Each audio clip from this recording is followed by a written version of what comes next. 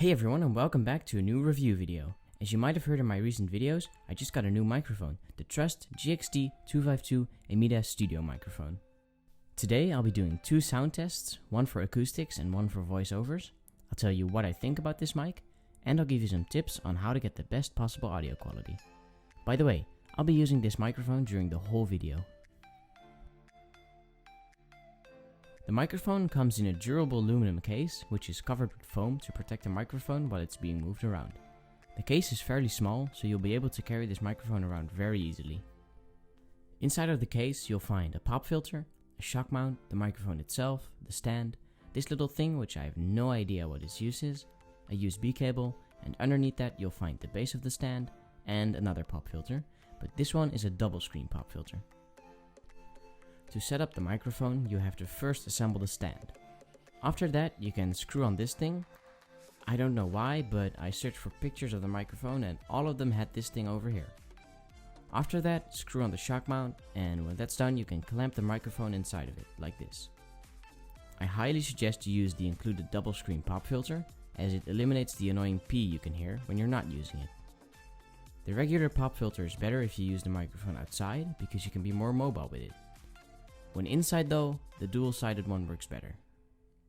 The stand is made out of metal, which makes it very sturdy and durable. Also very heavy.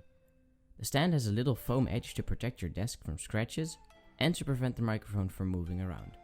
This is a cardioid microphone, which means that it picks up most sound from the front and the least amount of sound from the back.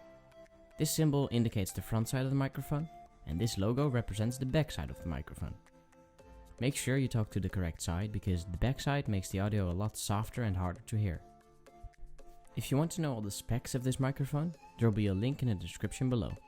I won't be going over them because that's pretty boring. Overall, the build quality of this microphone is outstanding and the audio quality is insane. The only downsides are that the cable is a little bit on the short side, at least for me, and the regular pop filter is a little bit lackluster. Here are some sound tests with the regular pop filter, the double screen pop filter, and without a pop filter. This is a sound test using the regular pop filter with a distance of 15 centimeters from the microphone. This is a sound test using the double screen pop filter with a distance of 15 centimeters from the microphone. This is a sound test using no pop filter with a distance of 15 centimeters from the microphone. Just to prove to you that this microphone can record acoustics, I learned some songs on the ukulele, and by doing that I actually found a new hobby. Yay!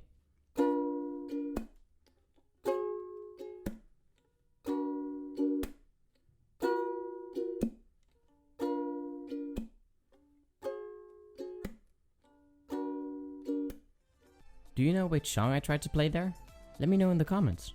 So now that you know all the ups and downs of this microphone, I'll try to give you some helpful tips on how to get the best recording quality possible. First of all, it helps to record in a quiet room to eliminate any background noises. For example, close windows to eliminate any sound from outside. Try to experiment with how far the microphone should be from your mouth. I find 15 centimeters to be the perfect distance. Try to speak as clearly as you possibly can. This will make you more understandable, but sometimes it can be pretty hard to do. You can also try to edit your audio with something like Audacity, for example. I'm definitely not an expert on this subject, so I'll leave a video link in the description for you to take a look at. So that's the end of this video. If you liked it, please leave a like and maybe comment something nice. Also leave your suggestions, feedback, or anything you want to say basically in the comments. If you have a question about the microphone, I'll leave a list of frequently asked questions in the description, so take a look at that first. For now, you'll hear me in the next one.